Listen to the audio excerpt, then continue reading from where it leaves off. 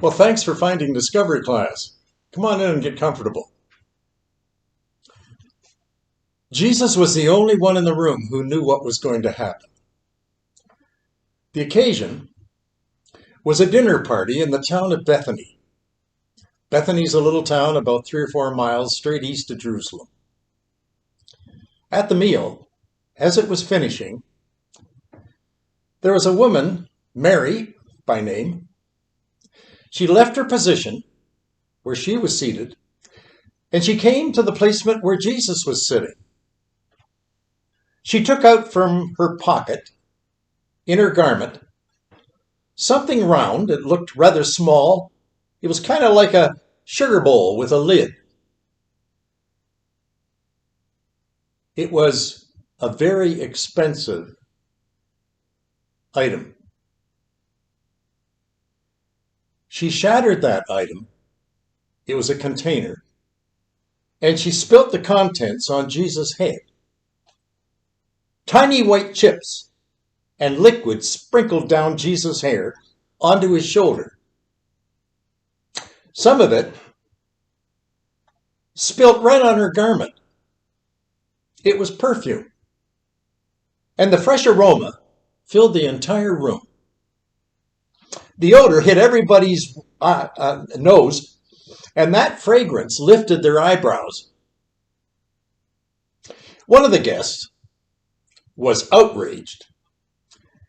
He was a disciple of Jesus. You know his name. He was called Judas. Judas Iscariot.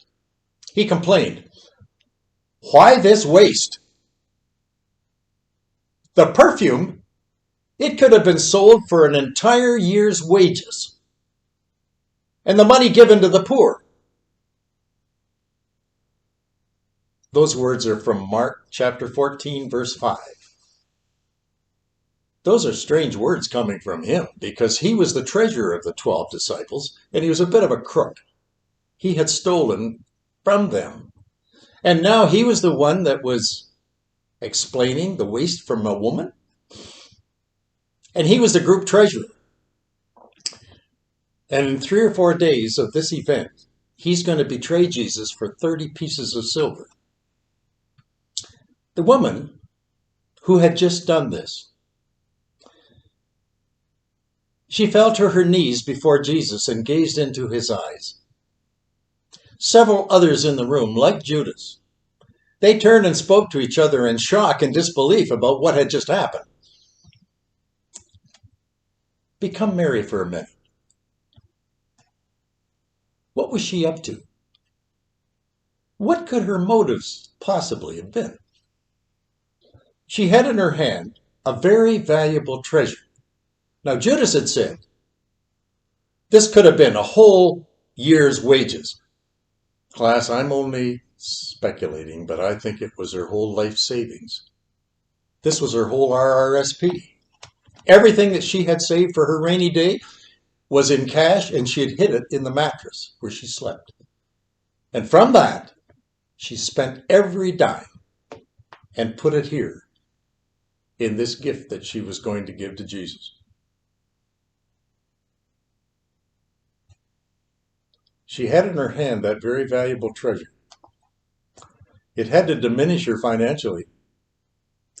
It may have even dropped her into poverty. Who knows? She could have even claimed bankruptcy after this. I don't know.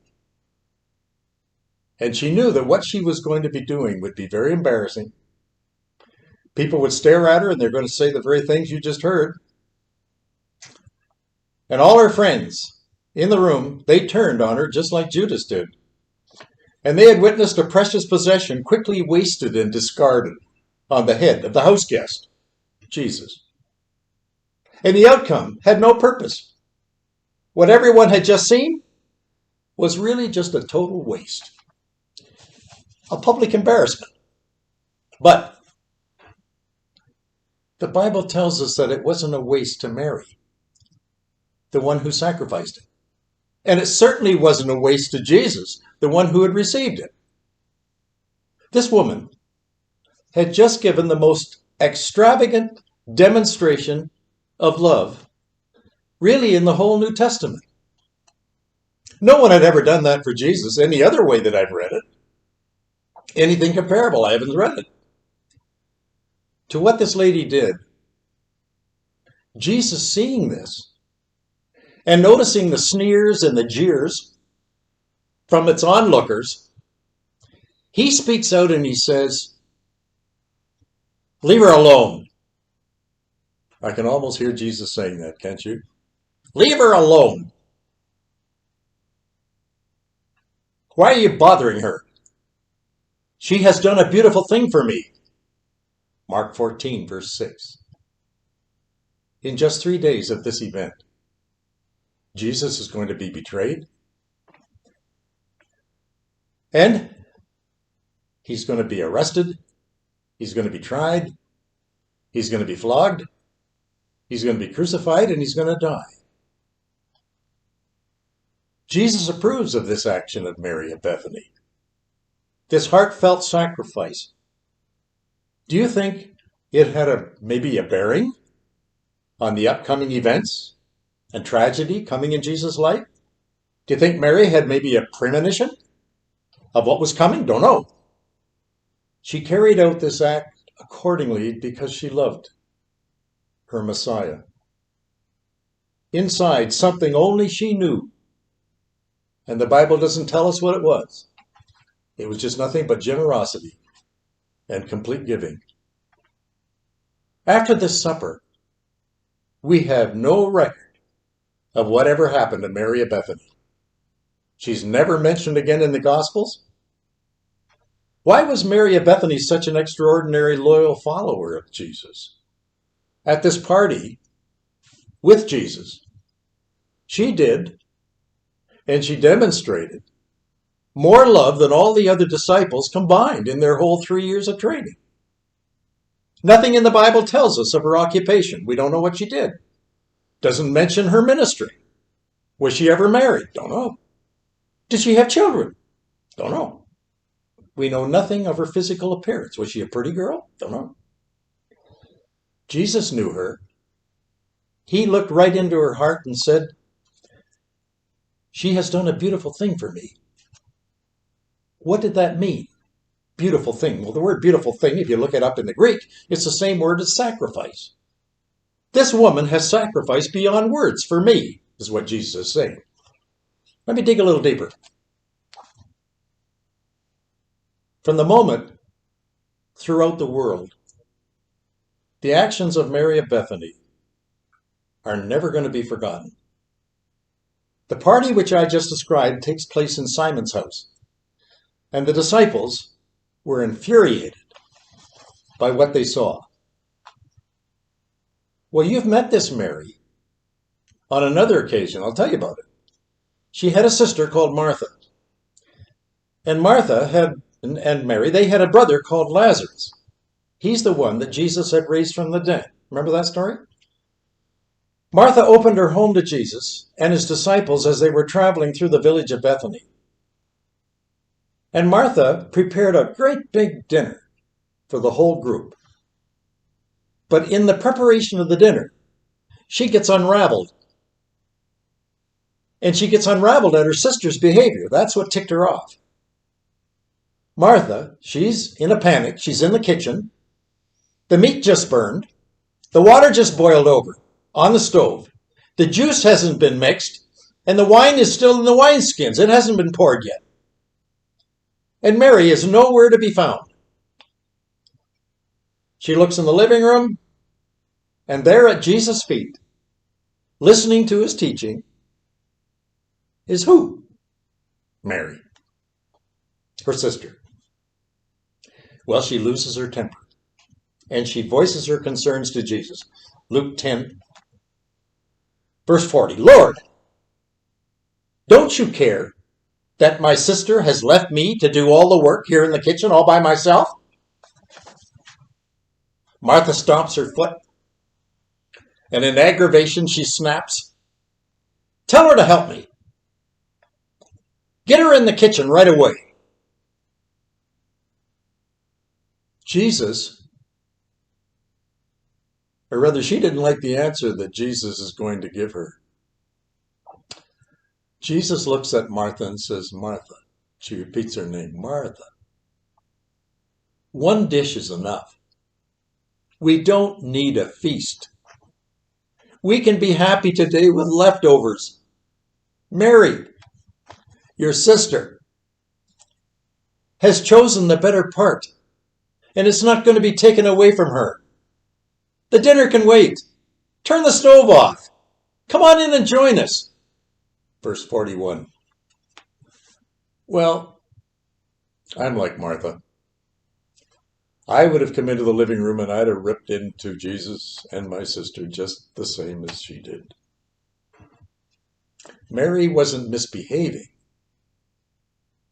She was really behaving extravagantly and unconventionally, I might add.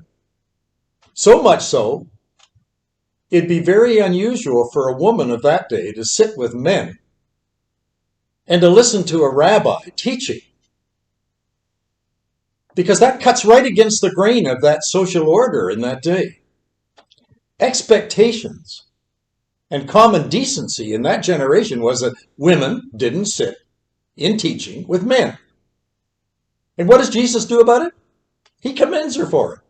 He defends her and he reproves Martha for putting her kitchen chores ahead of spending time with him. Have you ever wondered what a woman's role was way back during that society where Jesus taught? Well, Jesus' example to women of all ages in every generation should be repeated in this story that I've just given to you about Mary of Bethany. Mary of Bethany, sitting in the classroom, was as welcome as any man and honored to be a student there learning. That behavior was not tolerated in Jesus' time. Women couldn't go to school. They couldn't vote. They never sat in the presence of men in church, even their own husband. Chauvinism reigned. A woman's rights was simply have babies, keep quiet, and keep an eye on the household kitchen chores. That was it. Isn't that a strange thought? Here in Alberta, we just had an election for our new premier. It was a woman. Isn't it strange? That would have never happened in Jesus' day. One of the greatest institutes and businesses I think we have on the earth is a computer company by the name of IBM. That president and CEO is a woman. Do you know they're going to put astronauts back on the moon? Do you know who's in training to be one of the first ones to jump off the little rocket? Women. What a day in which we live. Right across the street from where I'm talking is the University of Calgary. They got 30,000 students. Do you know over half of them are women? And they're trained to be doctors, dentists, veterinaries, all kinds of things. Every training you can have on that campus involves women. Many of them are their professors. Not in Jesus' day. That never, ever happened, and especially in this story. And you can see why Martha in the kitchen was so ticked with her sister, because she was breaking all kinds of protocol in having a lesson at the feet of a new rabbi. Women couldn't do that. In other words, men were preferred. When a child was born into a Jewish home, and it was a boy, the father broke out the box of cigars, he hid it to the pub, and he got all the men in the village. They'd celebrate and gather and laugh and giggle and drink until the wee hours of the morning. When Mary of Bethany discovered heaven's greatest treasure, what did she do? She lavished it with all she possessed. A woman's life, focus finally came into view. What a focus. She had found the love of her life, and no one's going to take it away from her. It was her tiny little mustard seed that she had planted in the fertile field of her heart. And now is the chance for it to grow and be faithful into her trusting growth. When you do your daily devotions, what form does it take? Are you ushered into the presence of your Creator? Do you have a sense that you're in the presence of the King? Do you recognize God's absolute holiness and divinity and creativity? Martha didn't. She discovered stress. She discovered strife. She discovered resentment. She discovered jealousy. She discovered anger. Her sister was an anathema to her. I doubt if she ever gave it a thought that Jesus was even in the house. She was so wrapped up with what was going on in the kitchen. All she could think about was the meal, which she had prepared in her head, and then everything fell apart.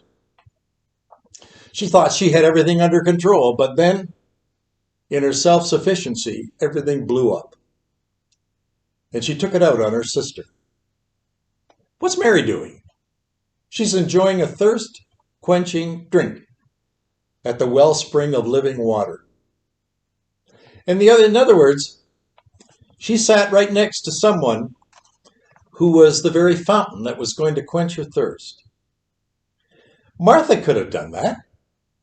And after Jesus had taught, and Martha, say, was in the group, he would have put on the apron and said, okay, girls, let's go into the kitchen. I'll help you both, and let's put something together, and we'll all eat together. This world, it looks at Mary's devotion, and it scoffs, and it ridicules, because it runs counter to everything that's inside us. We prefer to exalt ourselves above Jesus. Mary took her eyes off herself. Martha did what the world does. Real devotion only happens when you're willing to take your eyes off yourself. Those in the room began to criticize. Well, that's what the world does. You're no longer a stranger in God's kingdom when, like Mary, you worship the Father along with his angels. Paul had it in mind when he said in Romans 12, verse 1, with eyes wide open, act as intelligent worshipers. Give God what he deserves. Don't get squeezed into the world's mold. Let God recharge your mind and remake you. And you'll be a whole new person with a brand new attitude. And you'll put into practice what God finds acceptable and what God finds perfect. Does being a Christian embarrass you? Mary's story at Simon's house in Bethany should be a real encouragement for every one of us.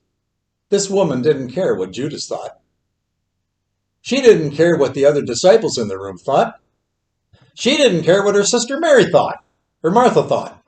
She was focused only on one thing, and she didn't care what anyone else thought was going on and they were looking at. What she did was so simple and yet so profound. All she did was sit at Jesus' feet as the disciples looked on. And then, when the moment was ripe, she stepped forward, taking her expensive hidden perfume treasure. She anointed Jesus' head, and then she continued to pour the expensive perfume all over his feet. And then she took her long hair and she wiped off that extra oil with her locks. And Jesus defended her sacrifice of love and said, by that example, you show the truth and you win the crown. My wife and I, we just got back from the West Coast. We had a little holiday to visit our son and his family. We hadn't seen them in 3 years. The pandemic had struck and we didn't go over there and they couldn't come here. So we didn't see each other. They live on Vancouver Island. We rented a little cottage nearby so we could come and see them. While we were there, it was Mother's Day. And no stores were open nearby. There weren't any gift shops. What do you give your wife after 59 years as a token of your love? Like Mary of Bethany, the gift had to have value. Something lasting, something meaningful. It had to come right from my heart to hers. Let me tell you what I did. Up the way, along the ocean where we were staying, was a little public park. It was called HMS Plumbers Point Park. It's an old growth forest donated by the community. And the trees had to be 100, 200, 300 years old. A pathway led through the trees, only halfway down the side of the hill to the sea. And then it circled back. And at the tip of the circle, in there was a clearing. Right out into the sea, you could sit and watch. And there was a nice wooden bench placed there by someone so that visitors could view the ocean scene. You'd think it came right out of National Geographic. It's that beautiful sight that wouldn't be, you'd put it in a calendar. And you couldn't find anything prettier, I don't think, in the whole island. Well, I sat Mary down on the bench, looking out at the clearing of that ocean view. And it was there that I gave her her Mother's Day gift. Do you know what I gave her? I proposed to her again. I didn't get on one knee because it was all stony. I sat and I took her hand and I looked into her face. And she gave me that look of 59 years that I could read in her mind. Now what's he up to? What's he doing? I had written out what I would say, and I took it out of my backpack. And here it is. I'll read it to you as I read it to her. On this Mother's Day, I said to her, Mary Anita Aird, Aird was her maiden name, will you marry me? I'm asking you to become my bride. I want you to marry me, and I want you to become my wife. I promise to love you, honor you, keep you all the days of your life, and I promise to keep myself faithful unto you, even unto death.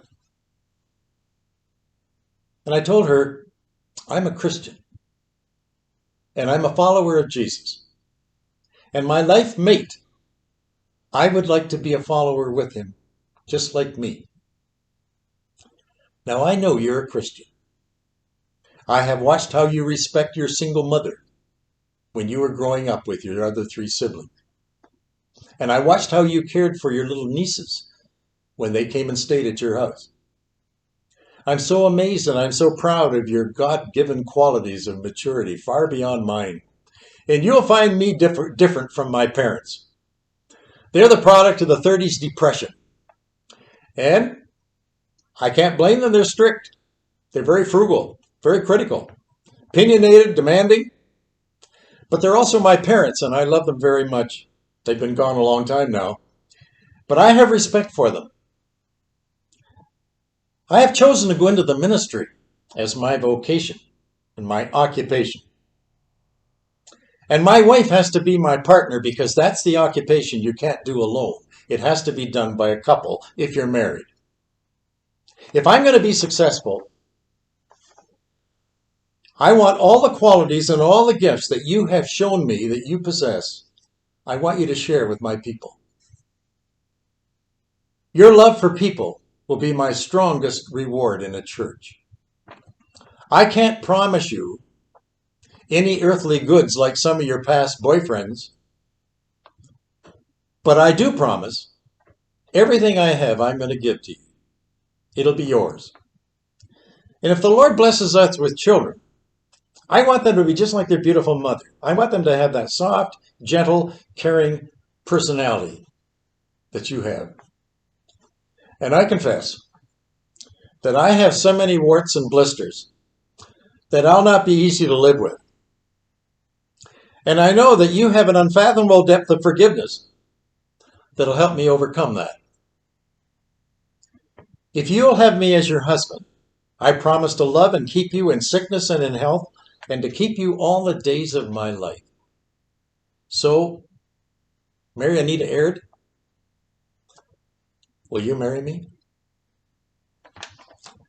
After I said that, I thought, how would she react Well, let me tell you the sidelight of that story. After I'd proposed to her, she took both my hands and looked out into that sea, and she let out a yell that even scared the seals down on the beach. She gave me a affirming yes. And then we walked back up the hill and made our way back. Class, that was a Mother's Day I guess I'll never forget. So I told you the story of Mary of Bethany, and I concluded with the story of Mary of Cochrane. Let me add another story. Thank you for coming to class. I've really enjoyed your company. When you come to class and we have a chance to look at the book, I want you to know that I'm in the best company when you're there too. Over the next few weeks, we're going to be looking at personalities. There's one, Mary of Bethany. I'm going to give you some others. Each one of them has an amazing story that we learn from as we live here in this world. So, clock on the wall is past. My time is up. Thanks for coming. Next time you're here, we'll do it all over again.